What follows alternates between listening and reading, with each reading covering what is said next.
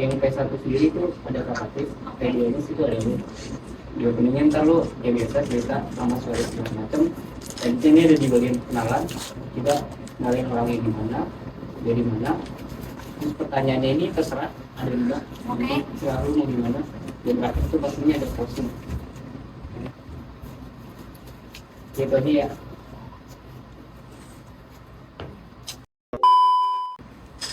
Jadi aku sama Abigail akan ngebahas sesuatu yang lagi trending banget di mana-mana. Kita bisa ngeliat di media sosial, kita bisa ngeliat di jalanan, bisa ngeliat di mana-mana. Yes, kita bisa ngelihat banner politik dari calon presiden kita paslon 1, 2, dan 3. Ada juga nggak sih Kak yang itu banner untuk DPR juga nggak sih? Iya benar, Kayak caleg banget. atau itu banyak banget ya. Emang sekarang tuh lagi maraknya pemilihan umum. Nah jadi Tahun politik. iya benar lagi di tahun politik. Jadi emang tahun 2024 tuh benar tahun politik ya. Dari tahun 2023 itu udah banyak persiapan yang dilakuin sama masing-masing anggota partai.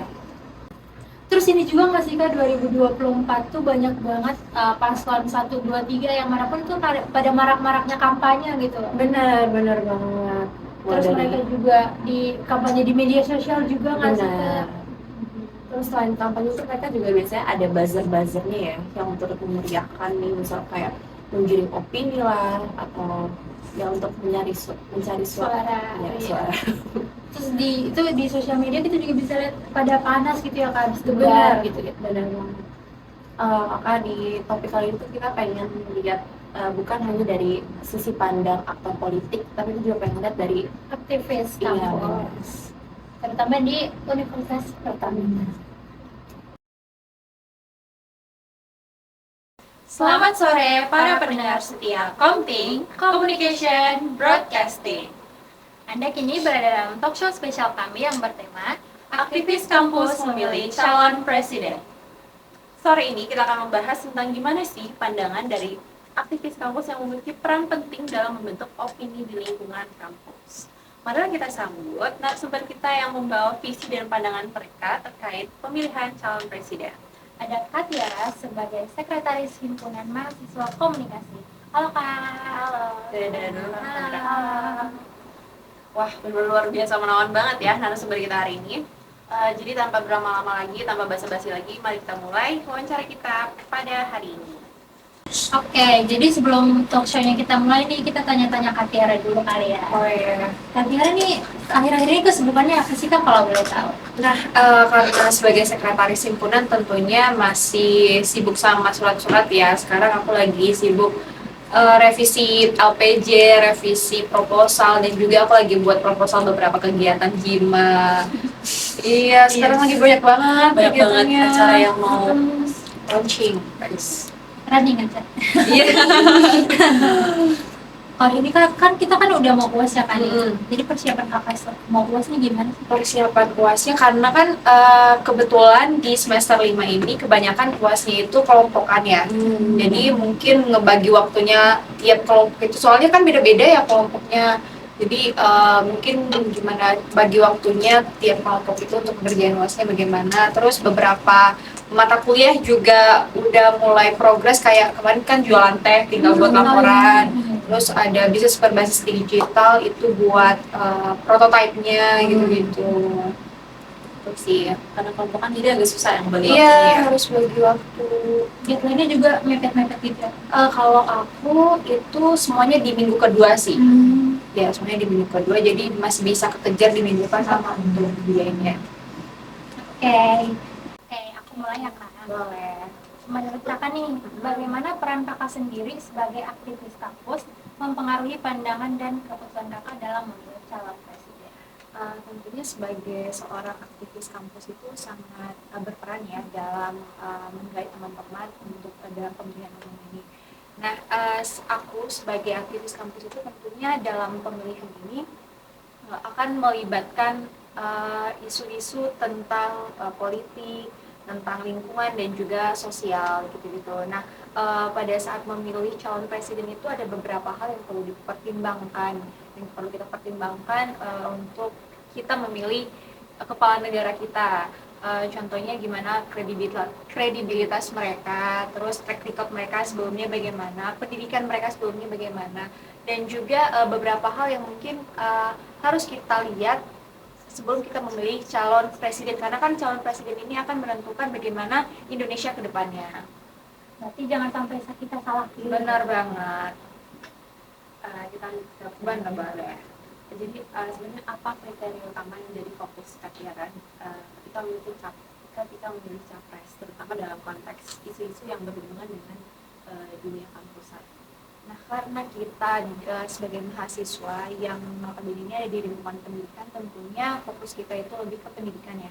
Bagaimana capres ini programnya ke depan untuk meningkatkan pendidikan di Indonesia, bagaimana dia meningkatkan juga program-program yang berhubungan sama perguruan tinggi, misalnya pengabdian kepada masyarakat, bagaimana program MBKM ke depan, karena kan ini berhubungan sama kita dan juga kepada masyarakat gitu.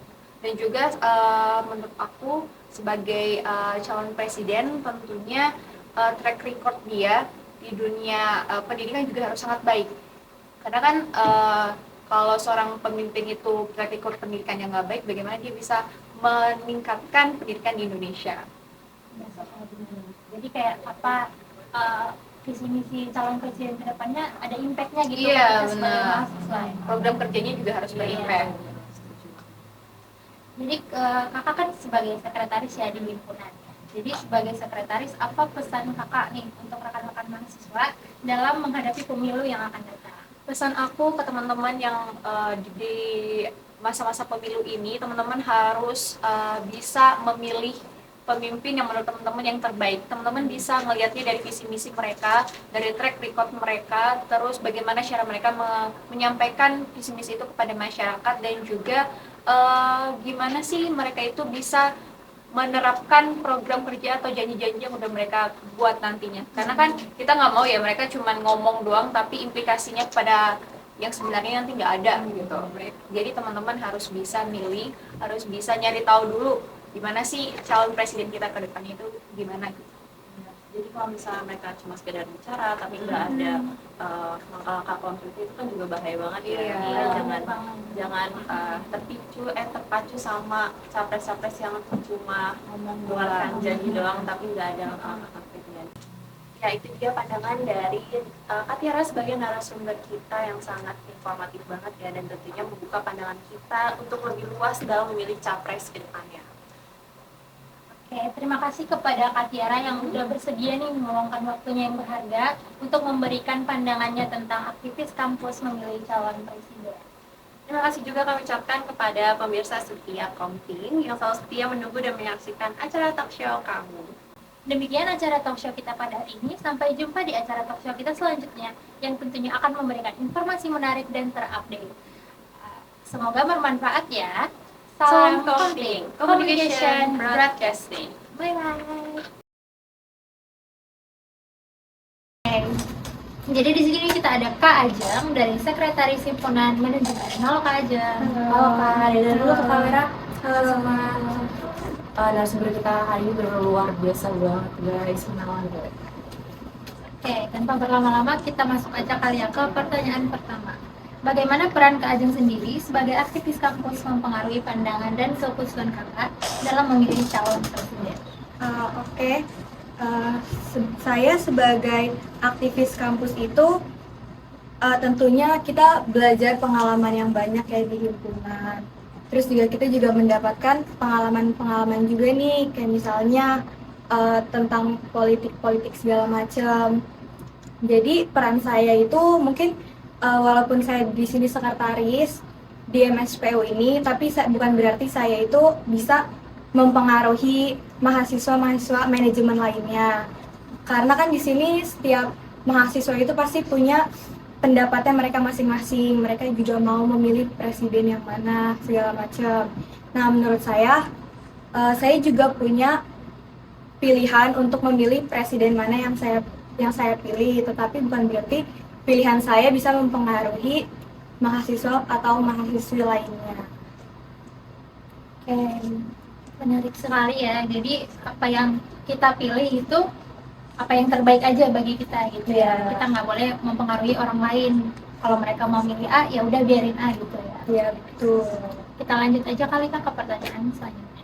Sebenarnya Kak Ajeng tuh punya kriteria khusus nggak ingin menjadi calon presiden yang seperti apa gitu? Tapi yang dikaitkan dengan isu-isu yang ada di pendidikan tinggi yang ada di kampus. Oke, baik dalam isu-isu pendidikan yang tinggi itu menurut saya pentingnya kita mengetahui apa ya, kayak misalnya di suatu pendidikan ini tuh perlunya apa. Jadi kita nggak bisa kayak oke kita butuh pendidikan tinggi tapi kita nggak tahu nih tujuan untuk pendidikan tinggi ini apa. Jadi perlu banget tuh peran mahasiswa atau kayak yang mengerti tentang pendidikan. Kayak kita tuh bisa mengetahui nih kayak oh kayaknya butuhnya ini deh gitu. Jadi tuh itu sangat berperan penting buat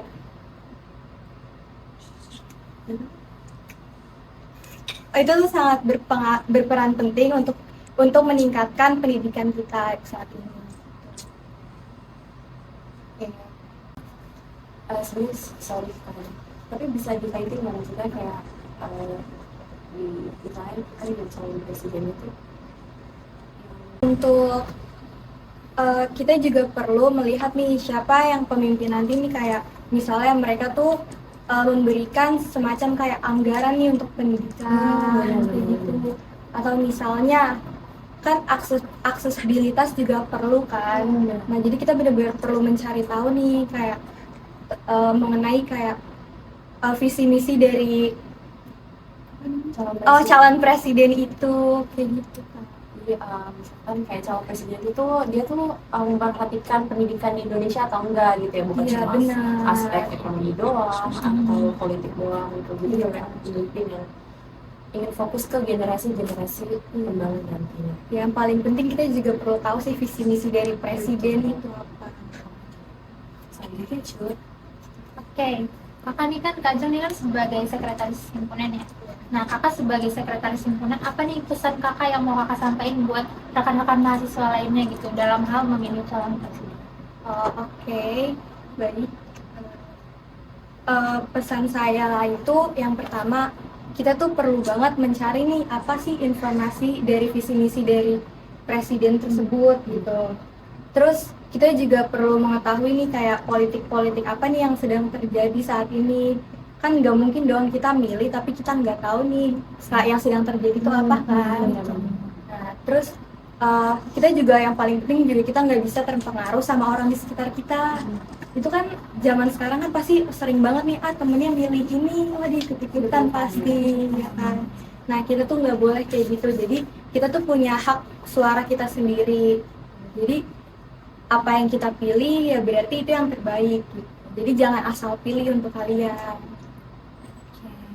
Berarti kita menggunakan hak suara kita sebaik mungkin. Iya betul, jangan terpengaruh sama orang lain. Karena setiap orang itu punya pandangannya tersendiri ya terhadap setiap masing-masing calon presiden. Betul. Oke, itu dia pandangan dari narasumber kita yang benar-benar informatif, terus juga membuka pikiran kita tuh tentang gimana sih calon presiden yang akan kita pilih ke depannya, terus pandangan narasumber kita terhadap gimana sih dia akan memilih calon presiden yang terbaik. Iya. Oke. Terima kasih untuk Kak Ajeng yang udah apa sih? Oh, udah. Terima kasih untuk Kak Ajeng yang udah mau ngeluangin waktunya yang berharga nih buat sharing ke kita tentang pendapat dan pandangannya terhadap aktivis kampus memilih calon presiden. Terima kasih juga kami ucapkan kepada seluruh pemirsa Komping yang benar setia nungguin talk show kita. Benar sekali. Oke, demikian acara talk show kita pada hari ini. Sampai jumpa di acara talk show kita berikutnya. Bye-bye. Bye.